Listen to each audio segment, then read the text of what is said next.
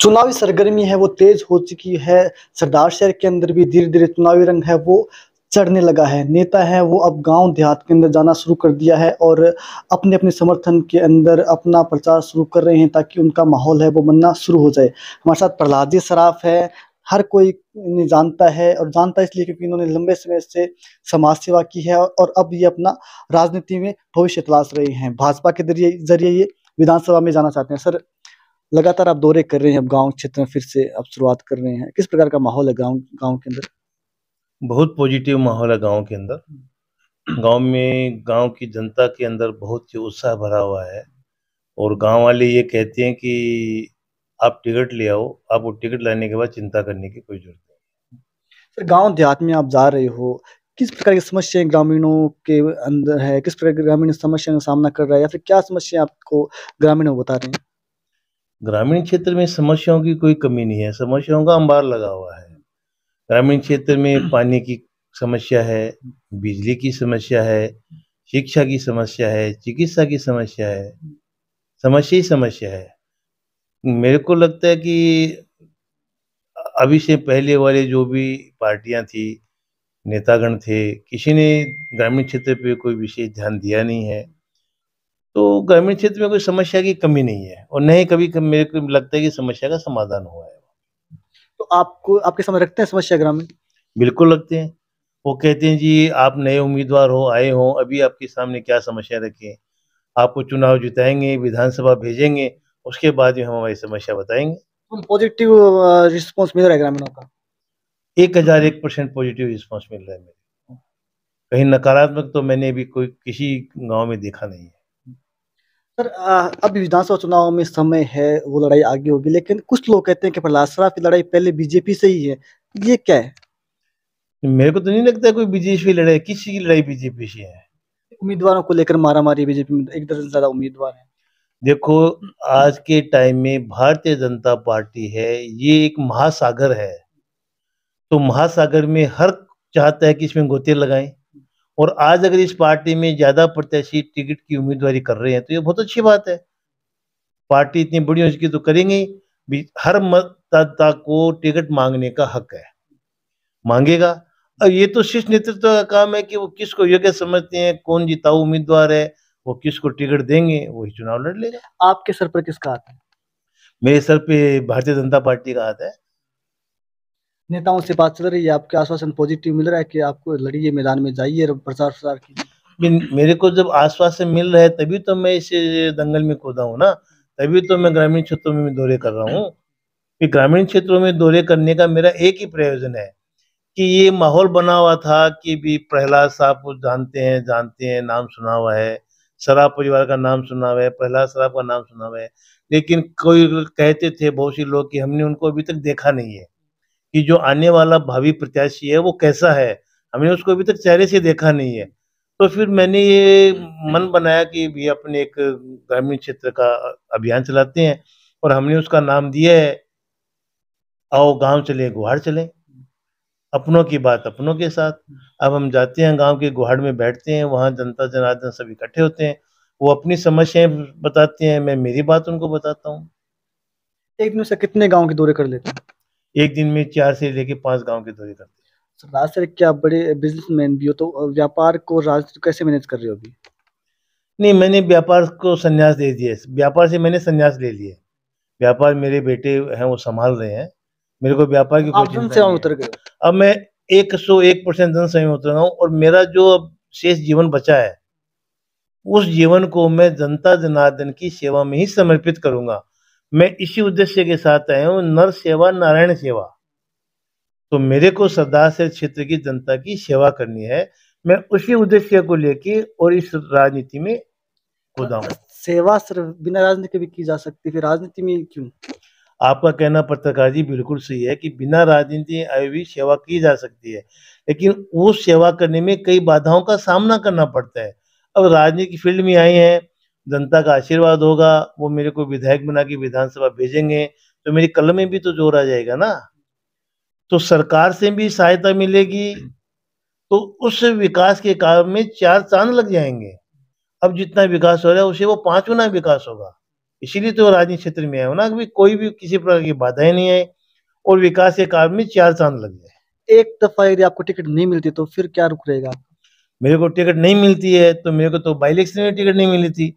अभी भी अगर मेरे को टिकट नहीं मिलती है तो मैं बीजेपी का सिपाही बन के बीजेपी के जिस कार्यकर्ता को टिकट मिलेगी मैं उसके साथ कंधे से कंधा मिला के, हमने ये निश्चित कर लिया है, मैंने मेरे जीवन में ये प्रण बना लिया है कि 2023 विधानसभा चुनाव में सरदार साहब से कमल खिलेगा, खिलेगा, खिलेगा और हम सब कार्यकर्ता मिलके कमल को खिलाएंगे।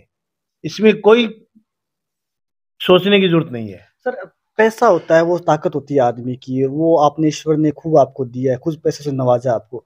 लेकिन कुछ लोग आपके ये कहते हैं कि सरदार शहर में शराब जी तो पैसों के दम पर टिकट ले आएंगे, हम उनका साथ क्यों दें? तो कुछ ऐसे भी लोग कह रहे हैं।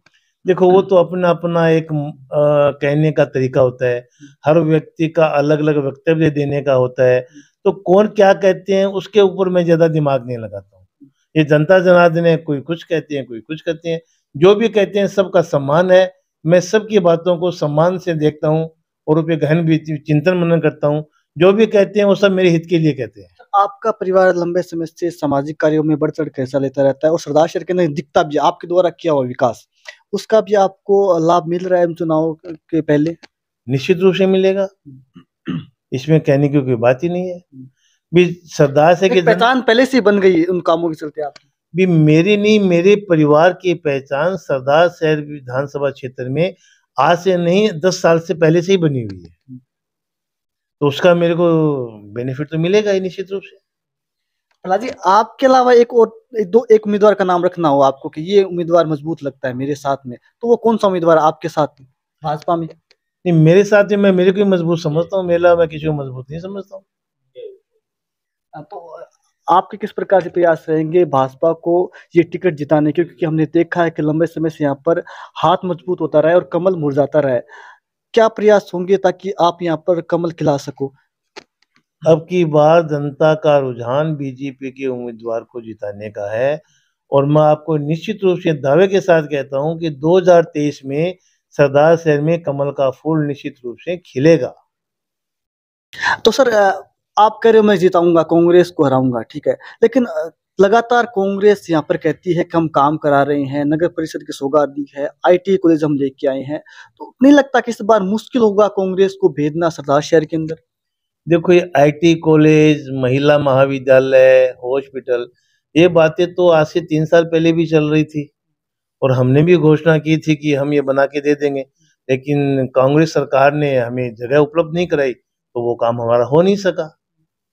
तो ये तो बहुत पुरानी बातें हैं ना। आपको नहीं लगता कि चुनौती होगी? युवा नेता है आपके सामने अनिल शर्मा और मजबूती से वो आगे बढ़ रहे हैं, चुनौती होगी आपके सामने? नहीं, मेरे को तो कोई चुनौती नहीं लग रही है, मैं निश्चित रूप से भाजपा के कमल को खिलाऊंगा। आपको चुनौती क्यों नहीं लगी? क्योंकि कांग्रेस यहाँ पर मजबूत है, लोग कहते हैं कि अनिल शर्मा काफी काम करा रहे हैं, गांव देहात के अंदर भी लोकप्रिय है, आपको क्यों लगता है चुनौती नहीं है? देखो जी, अनिल जी शर्मा जो अभी अपनी वर्तमान में विधायक हैं, वो अपनी पार्टी को भी वर्तमान में संगठित नहीं रख पाए हैं। आज विधायक महोदय अलग चल रहे हैं, यहाँ के सभापति महोदय हैं वो अलग चल रहे हैं, यहाँ के जो ब्लॉक मेंबर हैं उन्होंने भी नगर पालिका के आज के 10 दिन पहले विरोध दर्ज कराया था, नारेबाजी की थी। तो ये पार्टी की जो अंतर्कलह है ना, यही इनको अपने आप गर्त में ले जाएगी। अपने को कहने की जरूरत नहीं है कि क्या होगा कैसे होगा, ये तो आपको भी दिख रहा है, इनकी जो अंतर्कलह है वो इनको ही ले बैठेगी। कांग्रेस के जो फूट है उसका लाभ भाजपा को मिलेगा निश्चित रूप से कांग्रेस में जो अंतर्कलह है, जो फूट है, उसका 101% फायदा बीजेपी को मिलेगा। आपका क्या धैर्य रहेगा जब आप विधायक बनोगे? तो पहला काम कौन सा होगा जो आप करना पसंद करोगे? पहला काम मैं सरदार का विकास कराऊंगा, ग्रामीण क्षेत्रों का विकास कराऊंगा। मैं विकास का एजेंडा लेके ही इस राजनीति में आया हूँ, तो मेरा एजेंडा वही रहेगा। एक सवाल हो रहा है, आप गांव देहात के अंदर जा रहे हैं लेकिन आपके साथ कोई बड़ा नेता स्थानीय सरदार शहर का भाजपा का नजर नहीं आता है, ये क्या वजह है? कौन से बड़े नेता? आप बड़े नेता किसको कहते हो? स्थानीय बड़े नेता? स्थानीय बड़े नेता सब अपनी अपनी टिकट मांगने में लगे हुए, तो वो मेरे साथ कैसे जाएंगे? भी आज जो भी बड़े नेता प्रहलाद सर, आप एकला चलो किनारे पे चल रहे हैं? बिल्कुल, प्रहलाद सलाफ अकेला चलेगा, कार्यकर्ताओं को साथ लेके चल रहा है और निश्चित रूप से कमल का फूल खिलाएंगे, भाजपा को विजय बनाएंगे। सरदार शहर के अंदर प्रहलाद सर आपको नेताओं की जरूरत नहीं है, कार्यकर्ताओं की जरूरत है? बिल्कुल, चुनाव कार्यकर्ताओं से ही जीता जाता है। नेता तो सब अपनी अपनी टिकट मांग रहे हैं, अपनी अपनी दावेदारी कर रहे हैं। चाहे भाजपा का चुनाव हो, चाहे किसी अन्य पार्टी का चुनाव हो, चुनाव को नेता नहीं कार्यकर्ता ही जिताते हैं। कार्यकर्ता के सहयोग से, अथक प्रयास से, मेहनत से ही चुनाव जीता जाता है। 2 कारण वो कौन-से हैं जिनके चलते सरदार सिंह भाजपा बार-बार हार चली है? वो कारण कौन से हैं वो तो क्या आपको क्या बताएं। इसकी मैं अभी आपके इंटरव्यू में कोई भी व्याख्या नहीं कर सकता कि कौन से कारण थे जिसकी वजह से भाजपा हारी है। आप किसे अपना आदर्श मानते हो राजनीति में? मैं मेरा आदर्श अपने लोक लाडले विश्व प्रख्यात नेता श्रीमान नरेंद्र जी मोदी को मैं मेरा आदर्श मानता हूं, और फिर मैं कमल के फूल को मेरा आदर्श मानता हूं। कहीं मोदी जी से मुलाकात हुई है आपकी? हुई नहीं है, हो जाएगी भविष्य में। अभी मैं इतना बड़ा नेता नहीं बना हूं कि मोदी से मेरी मुलाकात हो, लेकिन आने वाले निकट समय में अतिशीघ्र ही मुलाकात हो जाएगी, निश्चित रूप से। तो ये थे प्रहलाद जी सराफ जो इनका कॉन्फिडेंस बताता है कि ये आश्वस्त है अपने टिकट को लेकर। इन्होंने सामाजिक कामों में इन्होंने और उनके परिवार ने काफ़ी काम किया। अब देखने वाली बात ये होगी कि क्या जनता सरदार शहर की जनता जनार्दन वो आशीर्वाद देकर इन्हें विधानसभा भेजती है या नहीं? सरदार शहर से दिव्य न्यूज़ के लिए गजेंद्र सिंह।